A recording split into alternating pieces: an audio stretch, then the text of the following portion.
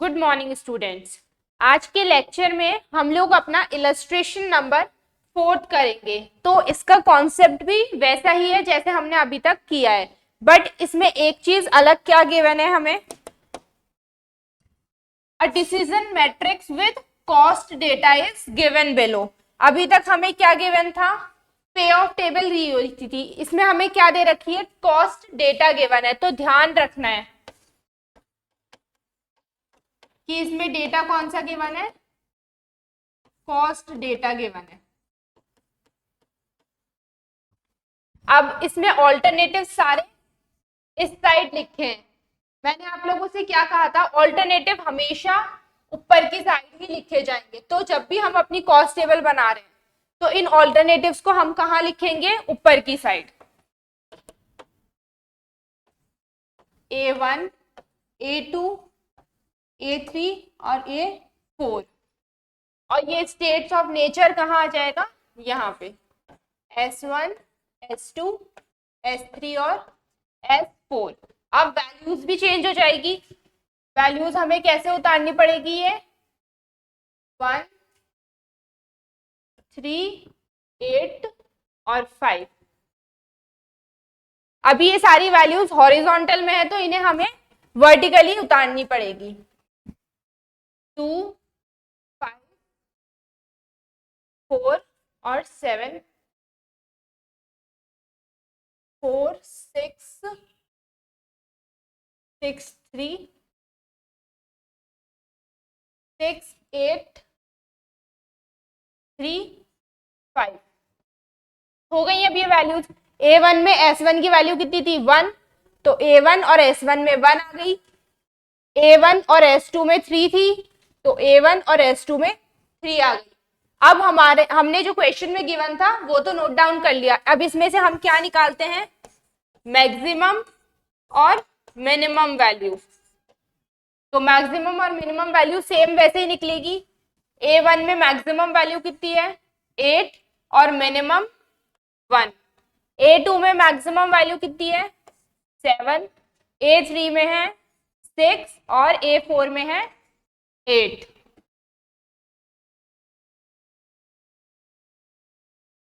A2 में minimum value कितनी है, 2। A3 में 3 और A4 में भी है 3। अब ये हमारी कॉस्ट टेबल कंप्लीट हो गई है। अब इसकी हेल्प से हम क्या बनाएंगे, अपनी regret table, means opportunity loss table. तो इसमें भी ऑल्टरनेटिव्स यहीं आएंगे, A2, A3, A4, S1, S2, S3 और S4। बट इसमें अब क्या याद रखना है, हमने जो नॉर्मल पे ऑफ टेबल से रिग्रेड टेबल बनाई थी उसमें क्या करते थे, हम हर रो की मैक्सिमम वैल्यू में से मिनिमम वैल्यूज को लेस करते थे। बट जब कॉस्ट डेटा गिवन होगा हमें, तब हम रिग्रेड टेबल कैसे बनाएंगे, हर रो की जो मिनिमम वैल्यू है उसको हम बाकी वैल्यूज में से लेस करेंगे। तो इसमें मिनिमम वैल्यू कितनी है, 1। तो 1 को हमें बाकी वैल्यूज में से लेस करना है। 1 में से 1 माइनस किया तो 0, 2 में से 1 माइनस करेंगे 1, 4 में से 1 माइनस करेंगे 3 और 6 में से 1 माइनस करेंगे तो 5।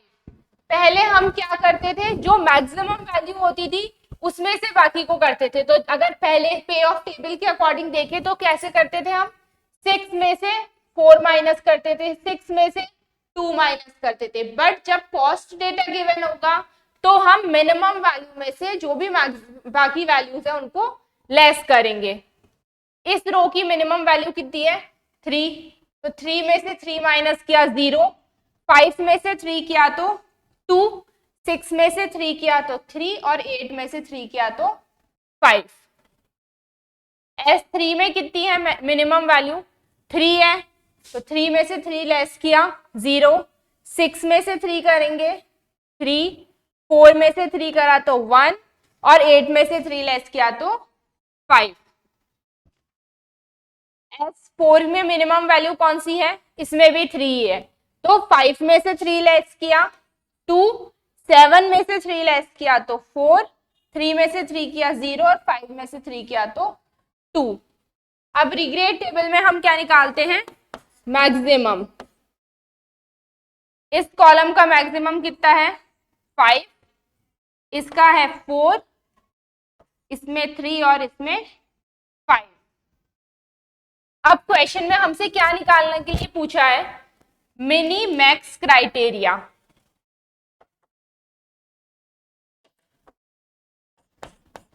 फर्स्ट क्या पूछा है, mini max criteria. Mini max criteria कैसे निकालेंगे हम, मैक्सिमम में मिनिमम वैल्यू देखनी है। तो मैक्सिमम का है हमारा ये रहा, इसमें मिनिमम वैल्यू कितनी है 6, तो हमारा आंसर कितना हो गया 6, और ऑल्टरनेटिव का नाम क्या है इसका A3। सेकंड क्या पूछा, मिनी मिन क्राइटेरिया। सेकंड क्या पूछ रहा है, मिनी मिन क्राइटेरिया, मतलब मिनिमम में अब मिनिमम वैल्यू देखनी है। तो हमारा मिनिमम ये रहा, इसमें भी हमें मिनिमम वैल्यू देखनी है। तो सबसे मिनिमम कितनी हो गई 1, तो इसका आंसर क्या हो गया 1, और ऑल्टरनेटिव कौन सा है A1। थर्ड क्या पूछ रहा है, मिनी मैक्स रिग्रेट क्राइटेरिया।